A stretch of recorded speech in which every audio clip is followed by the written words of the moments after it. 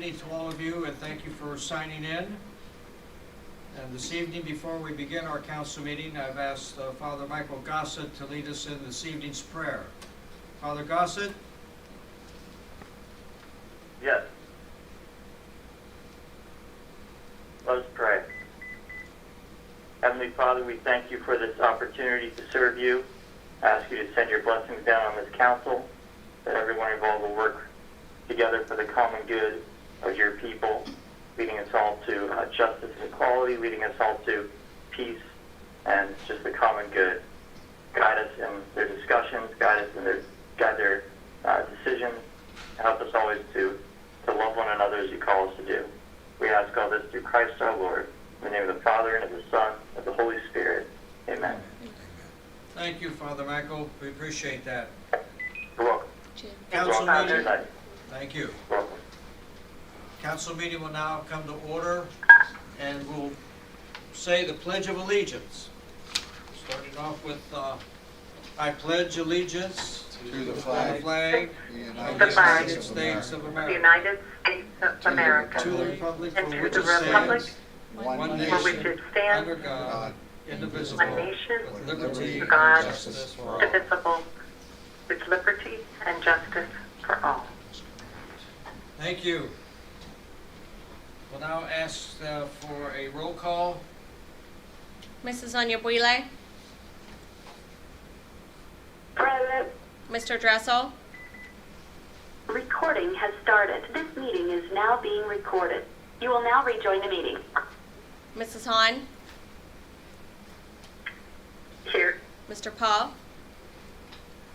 Here. Mr. Petrella,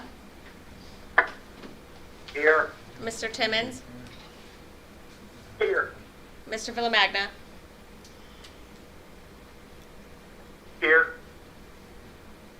All members of council are accounted for at present. We'll now move on to Mrs. Hahn for the minutes. Yes, I ask that we approve the minutes of June 2nd, 2020 as written.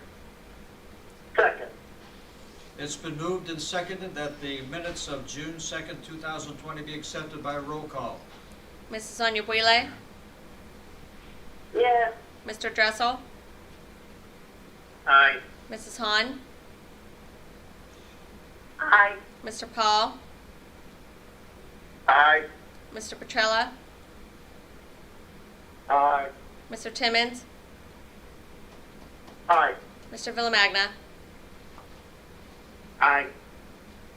So moved. Minutes of June 2nd, 2020 are accepted as written. We'll now move on to petitions and communications, Madam Clerk. Nothing this evening. Thank you, Madam Clerk. We'll now move over to ordinances and resolutions before City Council this evening, starting off with resolution number 2020-32 by the Planning Committee of Mr. Villamagna, Mrs. Hahn, and Mr. Petrella. Resolution number 2020-32. A resolution adopting amendments to the City of Steubenville's FY 2019 Annual Action Plan providing for the use of CDBG-CV CARES Act Fund. You heard the reading of resolution number 2020-32. Is there anyone wishing to speak on it? Please state your name.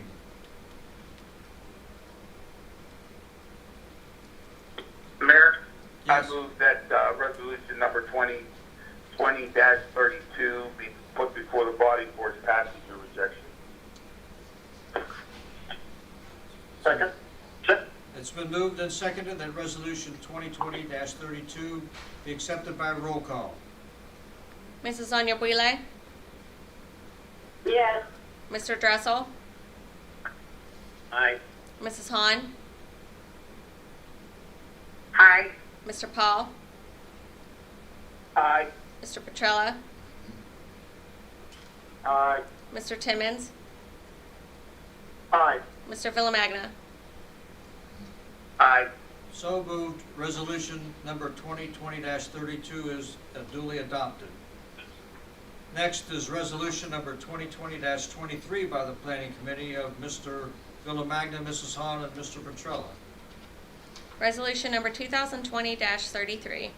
A resolution authorizing the city manager and urban projects director to execute a subrecipient grant agreement with the Urban Missions Ministries for the use of CDBG-CV CARES Act funds for the replacement of the roof and related improvements at the dormitory homeless shelter located at 142 North 6th Street in Steubenville, Ohio.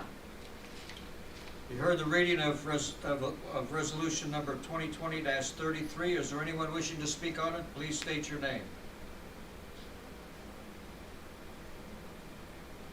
Mayor, I move that resolution number 2020-33 be put before the body for its passage or rejection. Second. It's been moved and seconded that resolution 2020-33 be adopted by roll call. Mrs. Onyebuile, Yes. Mr. Dressel, Aye. Mrs. Hahn,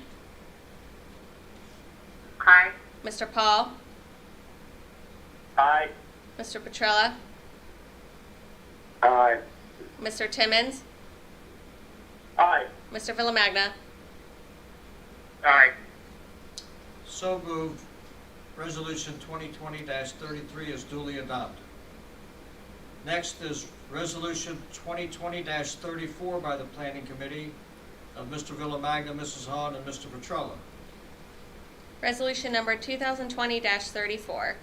A resolution authorizing and directing the city manager and urban projects director to advertise for proposals from qualified service offerers for professional services for the implementation and operation of a microenterprise assistance program and related services, authorizing entering into a contract based on costs and qualifications, and authorizing payment therefor. You heard the reading of resolution number 2020-34. Is there anyone wishing to speak on it? Please state your name. I just had one question. Yes, Mrs. Is Hahn. that okay? Yes. I wasn't quite clear. So is all of this going to be managed by Chris Petrosi's office, and then people who want to have businesses will come to him to get small grants from this pot, or is there a different entity who's going to be managing this? To that. Chris, Yes. are you on the line there? Yeah, yes, I'm here. What we're proposing and what this resolution will do will enable us to advertise for consulting services for a consultant to assist us with the administration of the Microenterprise Assistance Program. Through that program, which by high definition assists businesses with 5 or fewer employees, existing or proposed businesses, technical assistance is provided to assist them with growing their business.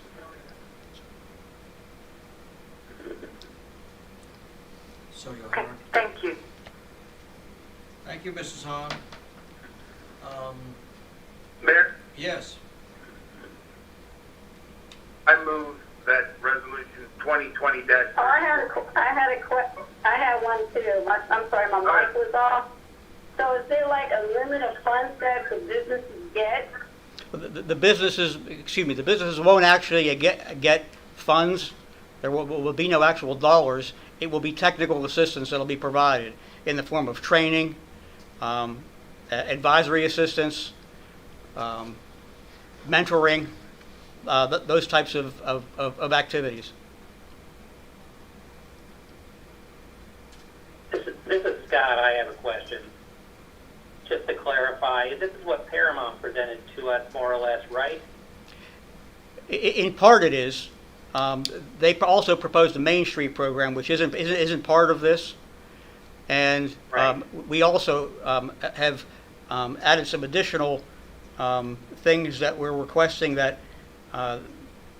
a consultant who would administer this program provide, including design assistance, as well as linkages with continuum of care services. Okay, so it's like that. Okay, thank you. Similar, correct. So do we have a second on the resolution at hand? Second. Second. Roll call. Mrs. Onyebuile,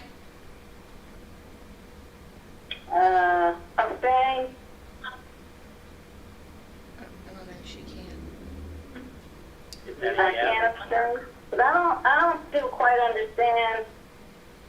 Is that grant money that's coming to the city, and then the city trains people for their businesses? That's correct. Is there? Well, there's no specific grant, though, is there? No, there is no specific grant of dollars to businesses, no.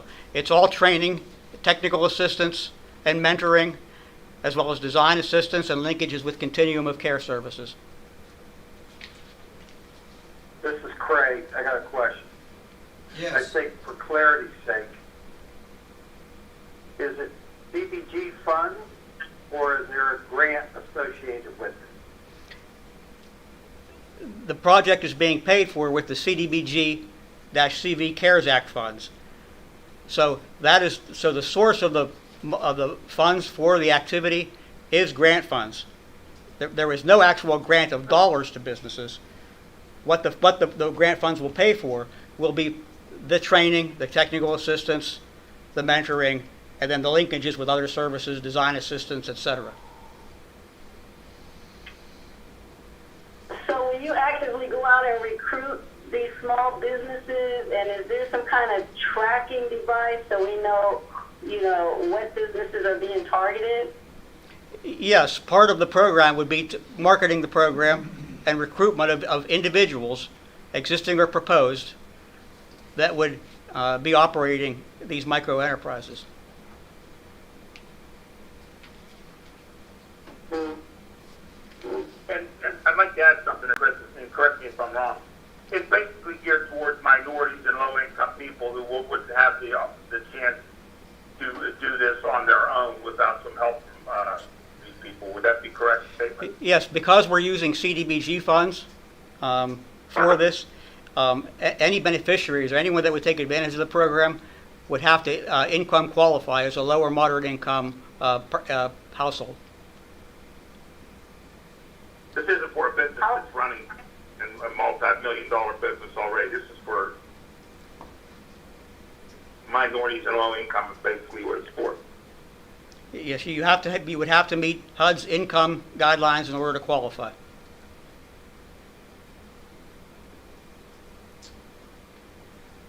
And it's to start a business or to grow your business? That's correct. And city employees are going to be the mentors to help these businesses grow? No. The mentors could be, for example, if you need legal assistance, you would be linked with an attorney who could provide that legal assistance and act as a mentor for that part of it. So there would be, if you need accounting assistance, you would be linked with an accountant. So there would be, city employees would not do that. Other experts in those fields would be the mentors.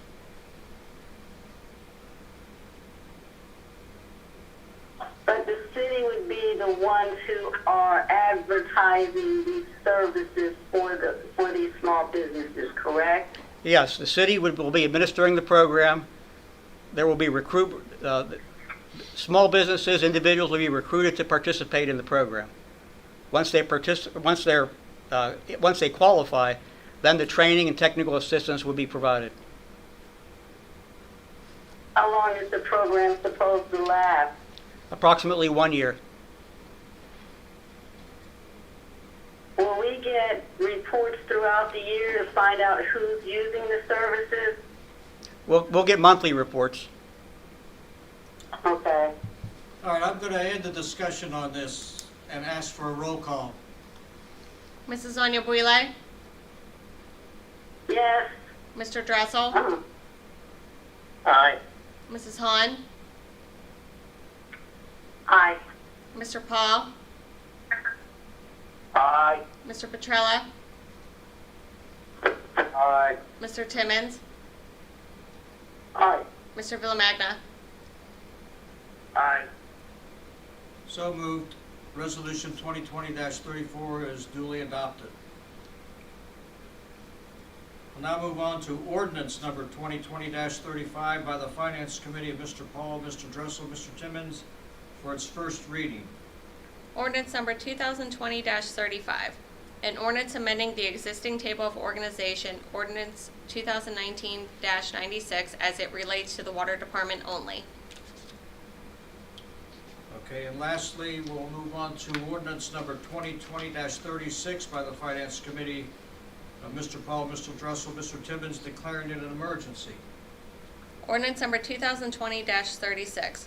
An ordinance amending ordinance number 2019-96, the existing table of organization of the City of Steubenville regarding the police department only and declaring an emergency.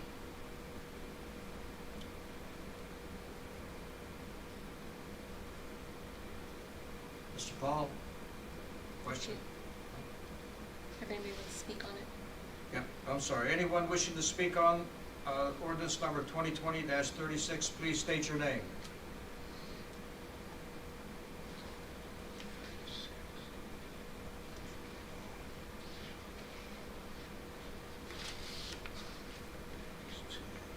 Mr. Yes, Your Paul? Honor, if there's no question.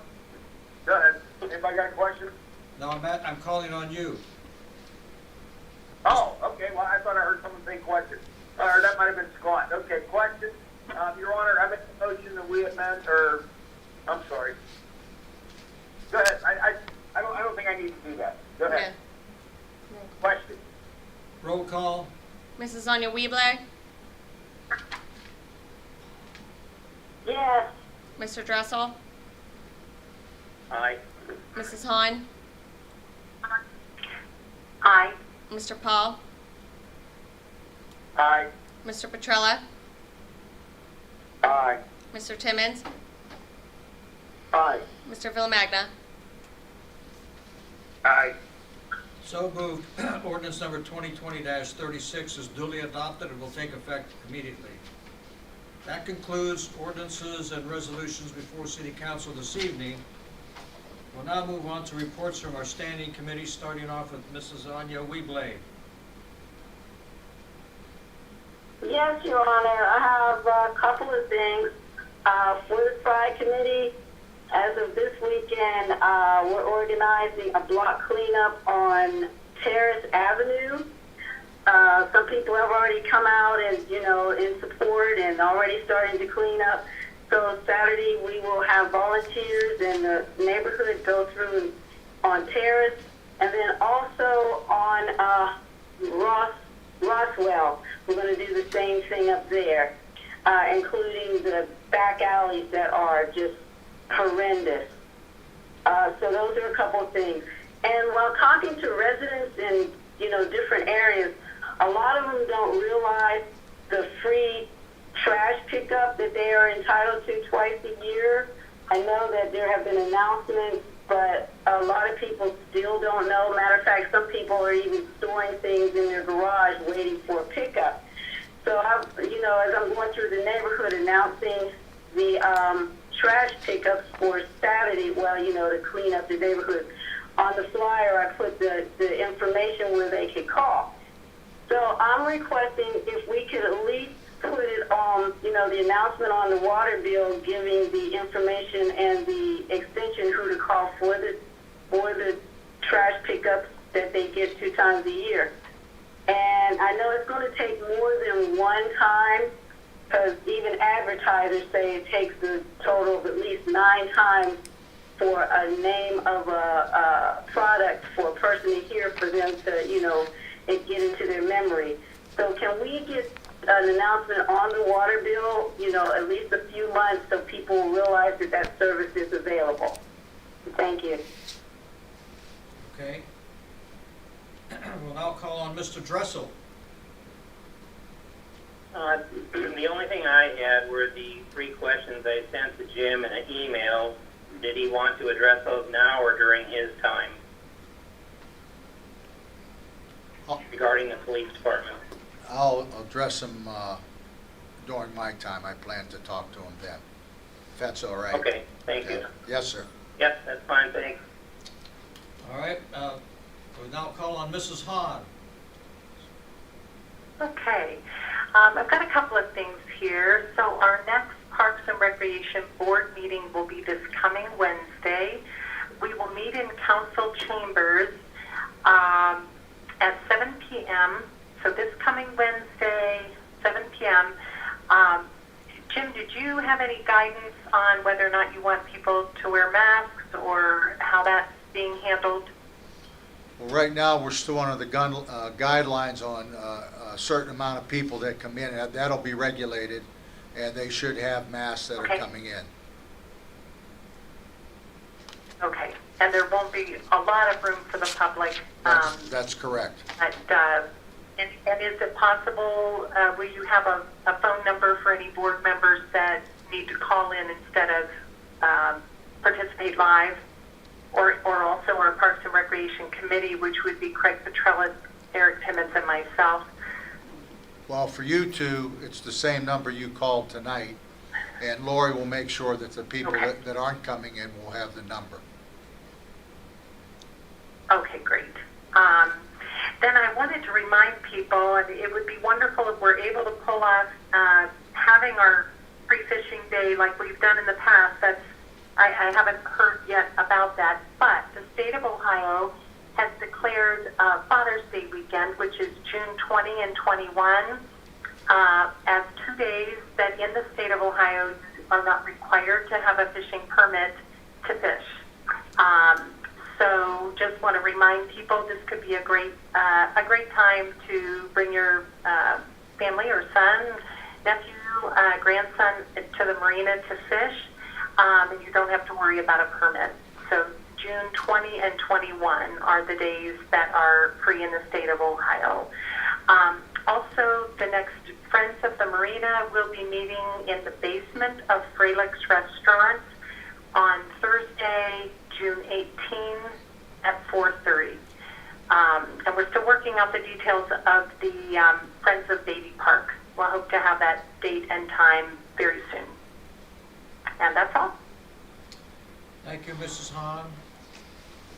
And I'll call on Mr. Paul. Good evening, Your Honor. I have two items. One is kind of like a response to what Mrs. Anya Wheeley said a little bit ago. The Jamie Green team this weekend. Wait a minute, let me get it back on my phone. There is a household hazardous waste collection. They do this every year, June 13th, and it's out the old mall.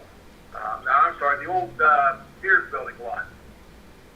And what you can get rid of at this time is like household cleaners, acid-based chemicals, lawn and garden chemicals, pool chemicals, aerosols, roof and driveway sealers, light bulbs with mercury, lead, acid and dry cell batteries, automatic fluids like motor oil, antifreeze, things such as that, gasoline, kerosene, paint, container-related products and solvents. Some of the other things this is what they will not pick up is no commercial business waste, no PCBs, transformers or capacitors, no compressed gas, no explosive ammunition, no appliances, televisions, computers, things of that nature. It was something that you have to have proof of residency, and it's from 9 a.m. to 1 p.m. on Saturday. That is out the Horseshoe Mall, the old Sears building. You'll have to get in line. You also can bring propane cylinders. There's a list. What I could do, I could send this back to Carly because I can't remember how long ago I received this from her. But it's always good to have this. I go out every year and I dump a lot of things that, like fertilizer, things like that. Batteries, you can take batteries out there. Old fire extinguishers, pesticides.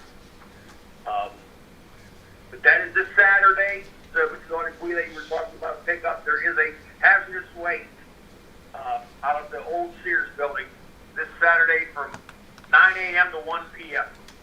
Okay, you just got to get in line and they will come get it out of your car. You may just get out of your car. It's kind of like you just drive through the line, but it can get kind of expensive at times. A lot of people drop this off. It's a good thing to have. This hazardous waste. Thank you. You're welcome. Thanks, Willie. Thanks. Yeah. You're welcome. And also with this, that's the hazardous waste this weekend. Another thing under the Finance Committee, and I don't know if Judge Mazzio is on the phone. Because he had asked, I think a lot of us received, I know all of us got received it was something he was asking about a mental health court. I'm going to bring up an ordinance, and it is an ordinance amending ordinance number 2019-96, the existing table of organization of the city of Steubenville regarding the municipal court department only. And what the judge wants to do is he's going to try and have a mental health court. If you recall, maybe Costa, you can help me with this. Could you speak on this, Costa, Mr. Mastro? Yes, sir. Yes, sir, I can. So, I think it was last Thursday, I sent out an email to all of you. Mr. Mavromatis, Mr. Lewis, and I received an email from Judge Mazzio. He has applied to the Ohio Supreme Court to be certified as a mental health court, and it has been approved.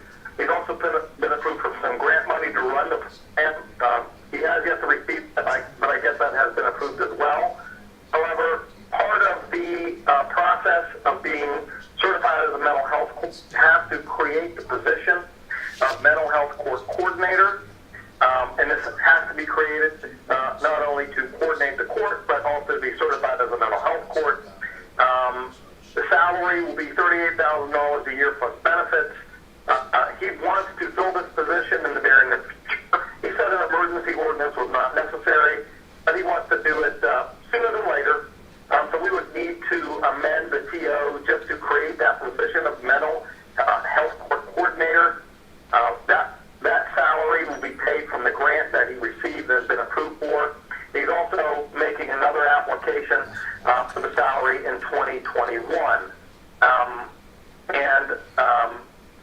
I thought Judge Matthew was going to be on the call, and if you all would like, I know he wouldn't have any problems next week joining the call to explain it a little bit better. But this is kind of the new trend that the Ohio Supreme Court is trying to do.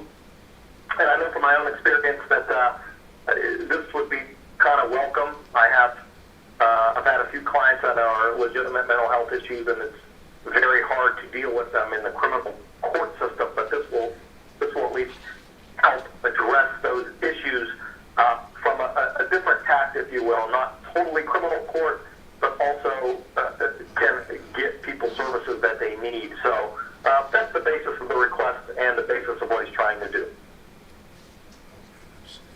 And if I'm not mistaken, Mr. Mastros, isn't he going to, the magistrate that we have right now is going to retire at the end of the year, and the judge says that the magistrate will not be filled, so part of that salary will be filled with that magistrate's salary. Is that correct? That is correct. So the magistrate position at the end of the year, maybe even sooner from what I understand, but definitely by the end of the year, on the next TO, when we do one at the end of the year, that position will be removed from the TO, and that salary, I believe, is about $13,000. I'm not sure if there's any health care benefit with that, but obviously there's a PERS benefit of that with that.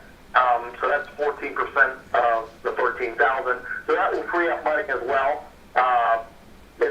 Later on, after the grant money might run out after 2021, he's pretty confident in getting the 2021 grant money due out, but nothing's guaranteed. But yes, you're correct, Mr. Paul. So that position will leave the new TO, which will be at the end of the year, like we always do, and that money will be freed up as well. Thank you, sir. Yes, sir. Your Honor, that's all I have, but I just want to bring out ordinances in as well under finance. All right, thank you, Mr. Powell. I'll now call on Mr. Petrella. Nothing to thank, Your Honor. Thank you, Mr. Petrella. Now call on Mr. Timmons.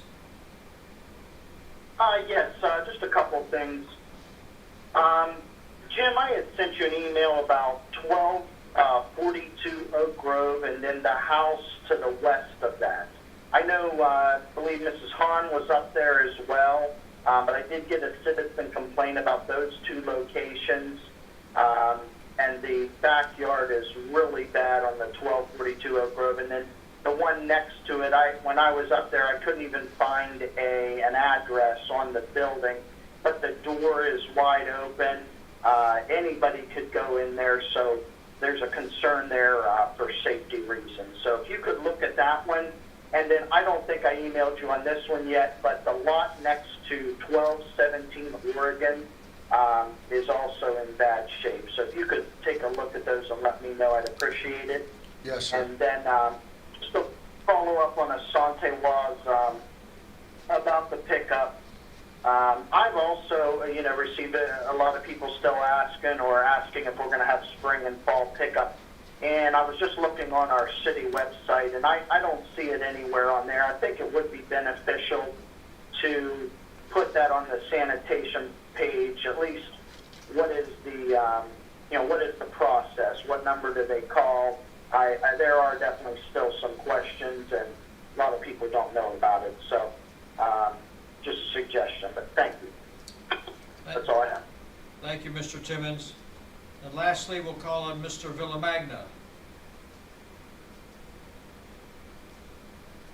Nothing this evening, Mayor. Thank you. I hope you're doing okay, Mr. Villamagna. Hanging in there, Mayor. Hanging in there. Thank you. All right. All right, that concludes reports from our standing committees. We'll now move on to reports from our administrative officers, starting off with our city manager, Mr. Mavromatis. All right, thank you, Mayor. I just wanted to bring up and clarify so council is aware, we plan on opening the city building on June 22nd, 2020.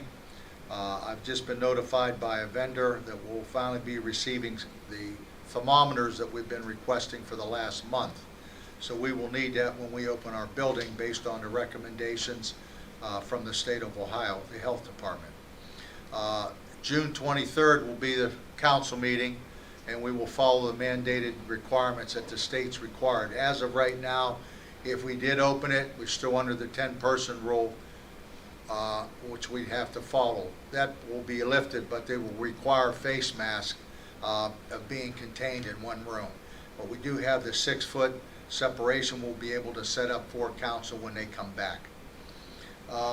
Mr. Dressel, the 3 items that you sent me here, you asked about body cameras and when. Right now, the people that have body cameras are our detectives in narcotics and our regular detective division. They're plainclothes operations. Our police vehicles are equipped with the VIX system, and the VIX system is operated when the red lights are turned on or when the officer manually turns it on. So it does record any recording that's going on between the traffic stop or the contact with the individual. Okay. We need additional funding, which I'm looking for because they are costly, the body cameras, and also the storage requirement that the state mandates when you have body cameras. But right now, we've been able to accomplish what we needed with the VIX camera.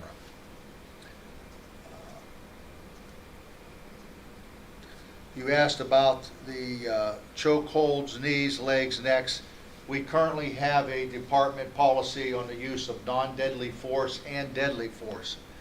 Both of these policies were written back in November of 13 and approved by the Department of Justice. And these are the policies that we're following. What I'm going to look at here, because it should either, if it isn't this week, next week, Department of Justice is looking on sending out a new standard for police departments. And I'd like to address this when those come out, and then we will go from there. And council will be briefed on that. Good. On our police test, we ended up with 7 candidates with the final test being given and the processing here. Our Civil Service Commission sets the standards, and that's with the input from the Chief of Police and or City Manager if necessary. And we currently have some good candidates on that list. One of them for sure does not have his certification by the state, and he would have to go to the academy, which appears, again, based on COVID-19, the next closest date would be the August the 18th or 19th of this year. We currently have 3 openings. One's going to be hired Thursday, and this is a notification to all the council at 2 o'clock this Thursday in the council chambers. Oh, Friday, excuse me. Let me correct that for council. It is Friday at 2 o'clock in council chambers. Patrolman Lula will be promoted to Sergeant Lula, and then we will have a new police officer on board that day to fill that vacancy. We're looking at all the candidates. We do have a minority, which is an excellent candidate on there, but again, as I said earlier, this particular candidate does not have the police certification. We hire this person and goes to the academy. We do not have that person available for at least 6 months. And we haven't heard yet from the state, which is the state police, Ohio State Academy. They normally, when I say fund these positions, the only thing they don't fund is the salary. We pay that, but they pay for the food, the lodging, while they're there at the training center. So it's a little too early to tell what we'll be able to do. A lot of the training that our officers, we've tried to send them to, naturally have been postponed because of the coronavirus, and things are starting to loosen up now. So again, we're staying on top of that. Mr. Dressel, those are 3 issues you had in mind there? Yeah, I guess what I wanted to clarify was that our applications for the police department are open to anyone who meets the requirements. Everyone is given the same series of tests, and does everybody have to go to the police academy or have some other kind of experience? No, if they're already certified by the state of Ohio, they do not. You have in some cases we've had applicants that have gone to EGCC, taken the state exam, and passed. And correct me, Chief, it's good for 1 year if you haven't been hired. You have 1 year to get hired after you pass. So if they pass the certification test at EGCC, they have 1 year to get hired. But again, we have several of our applicants are on other departments. They are certified, so it's a matter of being with their training officer when they come on board. But what it gives you, they're certified officers. They have arrest powers. It actually gives you, in a lot of cases, a 2-man police unit, even though the one is with a training officer. So that is beneficial at the time there. Does that answer everything? You're welcome, Mr. Dressel. Sunday, we had a protest here, started at 5 o'clock, ended around 7:30. We had absolutely no issue with the protesters whatsoever. The only issues that came up, there were 2 or 3 speeders that came up and down Market Street. And should we have protesters again, what we will do is have a couple cars with radar to monitor this traffic. My concern was for the safety of the protesters. We had barriers available if needed, but due to the number, they could stay on the sidewalks on both the north and south of Market Street. So again, no issues whatsoever, very peaceful, and they expressed their concerns that they had. I have, who's also here tonight to speak to council, is I have Lori Featheroff, that she would like to brief council on some issues with the Parks and Rec. I will keep council apprised as these things change with our requirements on opening business, holding meetings, so you're held up to date. But I'll be very candid with all of you. They change sometimes from week to week or day to day, but we'll keep you apprised of that. And that's all I have for this evening. Okay, Lori? And what are our numbers of COVID cases? Do you have that for this week? I didn't get that for the day, ma'am. I glanced this morning on the news. 6. Columbiana County. Jefferson only has 6. Yeah, Active. we're up. Our cases are, I think, 68 right now is the number in Jefferson County. Our biggest issues are the northern county, Columbiana, and our southern county, Belmont, because we're between both of those. Thank you. Jim, I I have a quick question, because once Lori starts, we'll be thinking about recreation. Can I go ahead and ask now, or do you want to come back to it? Go ahead, Ms. Hahn. What's your question? Okay. So just driving up and down Laval and Pleasant Heights, there are so many violations having to do with the overgrowth. I mean, there are places where the bushes are beyond 8 feet tall, and the house that Eric mentioned, I mean, the door has been broken open for a long time. The hinges are just rusted. There are people who are working so hard on their properties, and this is not right. And I know we're not going to be able to address it very well from a distance, but when we get back together, we have got to take this seriously. And in the meantime, I want the forms that we talked about created, so that our police officers and our garbage collectors will have those forms to put in, because we need those doing code enforcement to really follow through. And we can make it easy for the police officers. They don't even have to hunt. I mean, the one that does it, he doesn't even have to hunt for the addresses. He'll have a whole list that he can go and very quickly note the violation. But it is becoming a health hazard.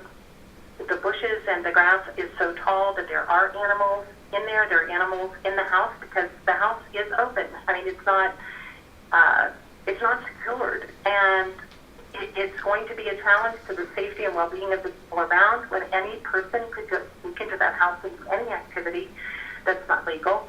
And then the situation, I sent some photos today of the dumpster. That dumpster has been full of furniture from the guys doing the demolition on Pennsylvania Avenue, Pennsylvania and McDowell. They filled that dumpster months ago. Why have they not hauled that away? And how are we going to follow through on that? We should not have even finished paying them for the demo until they hauled that away. Well, Chris can control that part on the dumpster. Just so you're aware, and other council is aware, we do get a tremendous help from our community service. But due to the COVID-19 and the restrictions that have been placed on them working together, because I talked with our code enforcement officer, and what you sent me, Ms. Hahn, and also what Mr. Timmons sent me, he is aware of those locations. Now, just the one that you talked about here, he has moved that to the top as soon as we can get this manpower here. That's been part of the biggest problem. Then the amount of rain that's come down. But when you have that loss of manpower because of the restrictions that have been placed on our workers, not our workers per se, but these community service people, that's where a lot of the issue has. Yeah.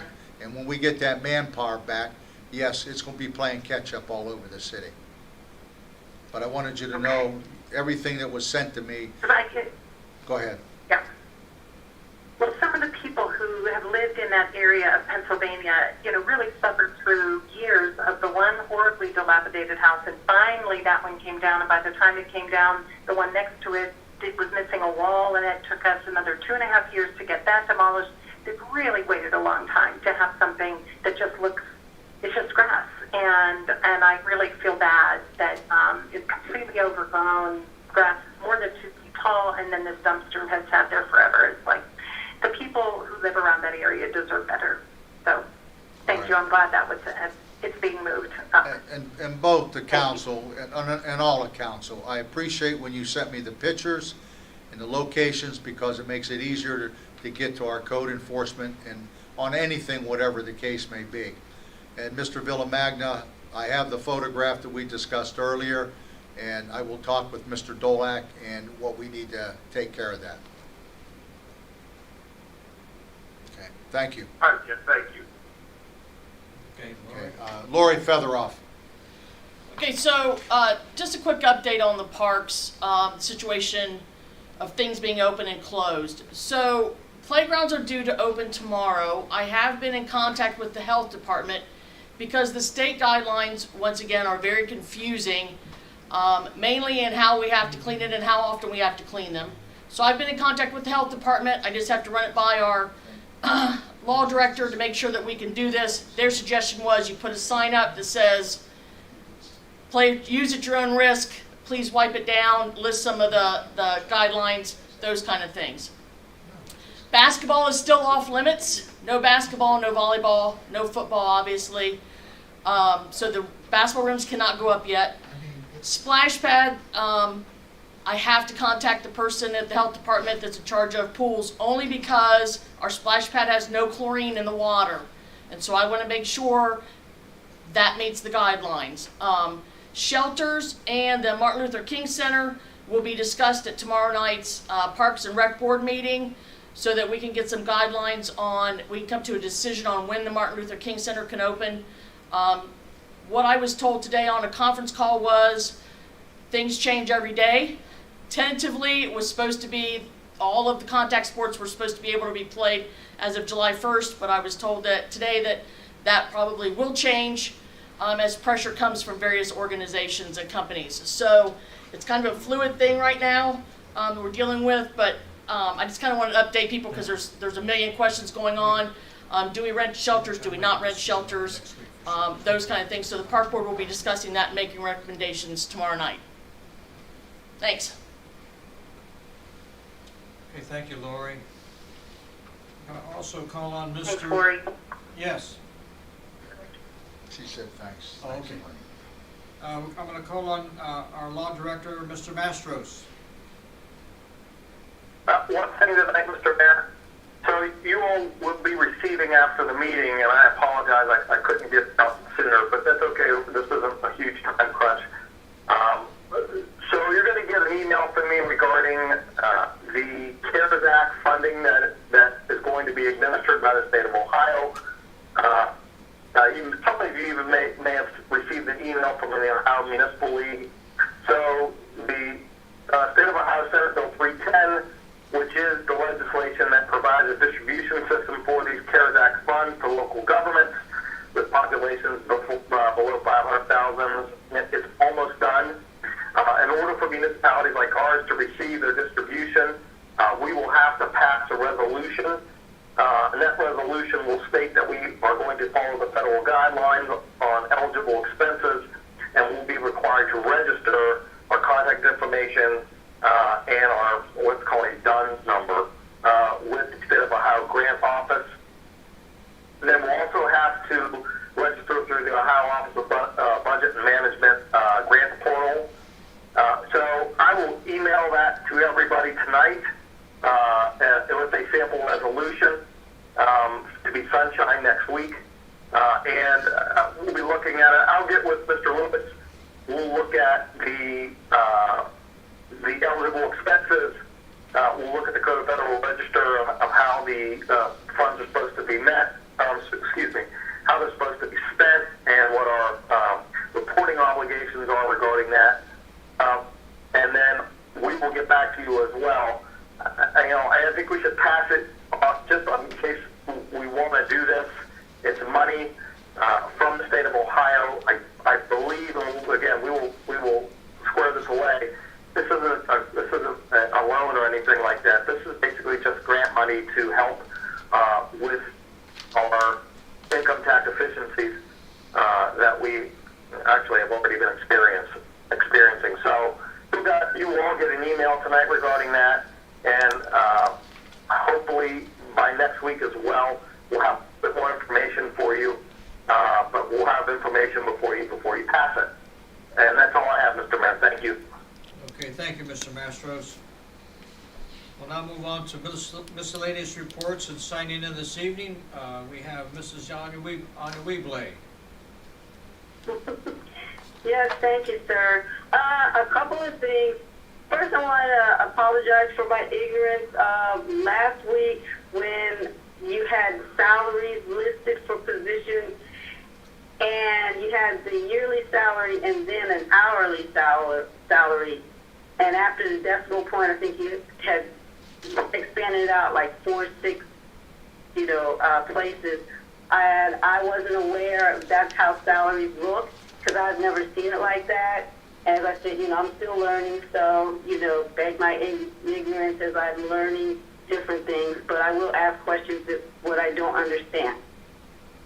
The second thing is I've been at both protests, well, at least two of the protests that have been going on because of, the murder situation of Mr. Floyd. I've been to protests throughout my life. And I just want to say that for most people, people want respect. People want to be treated fairly. And people want to be heard. And then, when people aren't heard, people get upset. And I think that when the communication lines aren't open, that just fuels more. But when people actually listen to each other and find out, how things could be improved, I think you see, more community. And during the protests here in Steubenville, they have been very peaceful, and people are listening, and I think that's a good thing.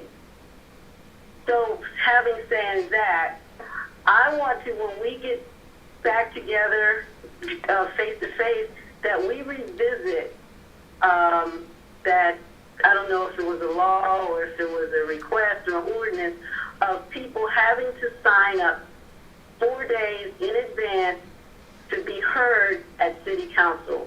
We're supposed to be the ears and the voice of the people.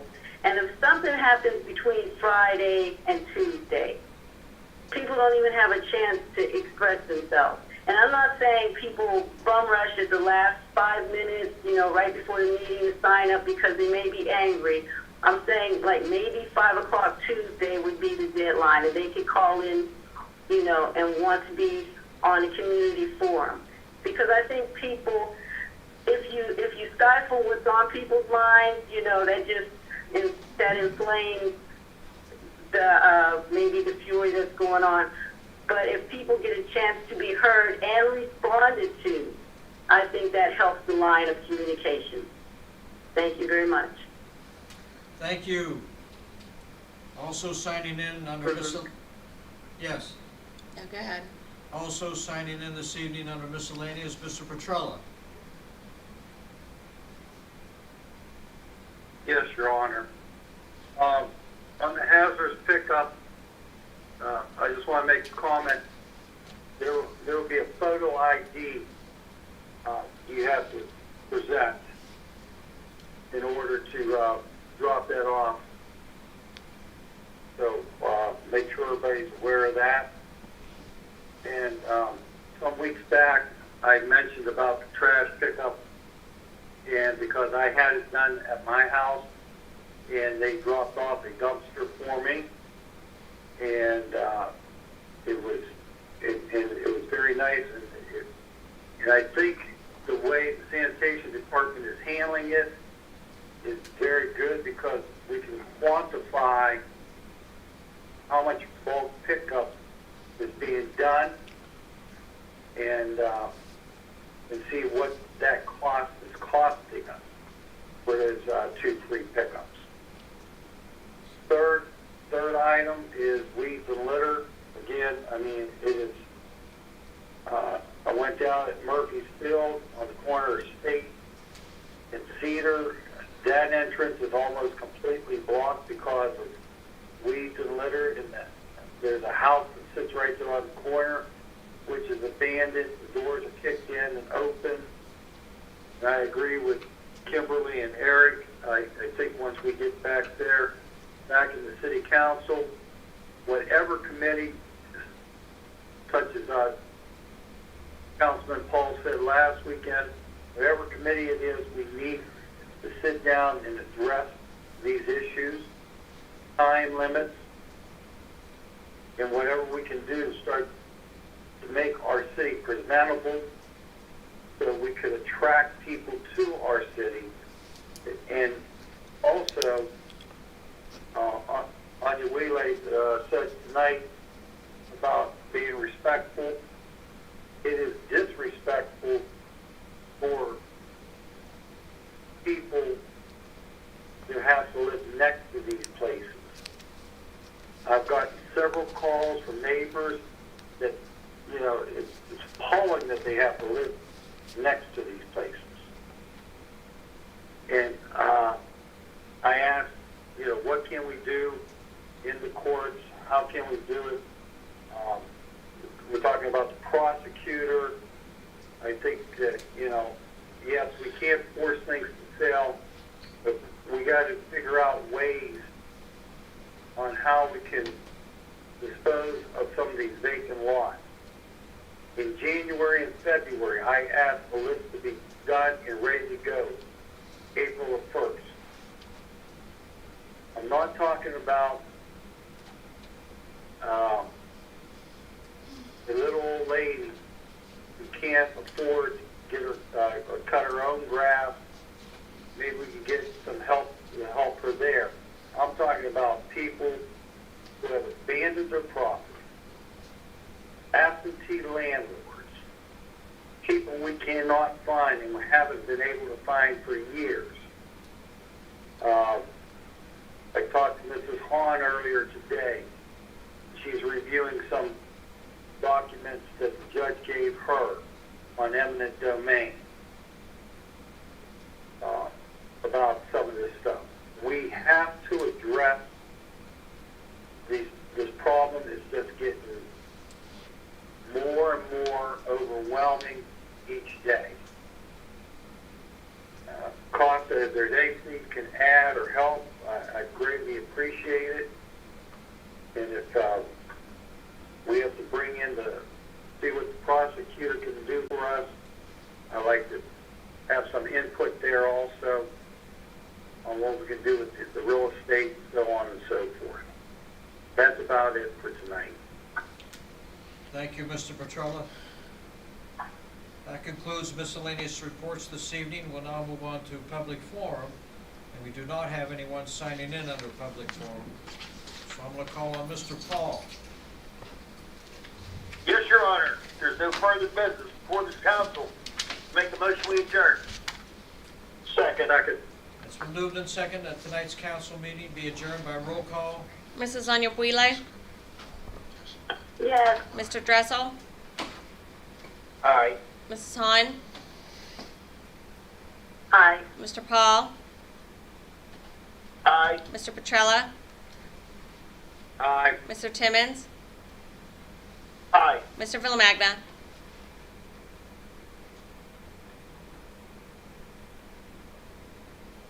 Mr. Villamagna, Aye.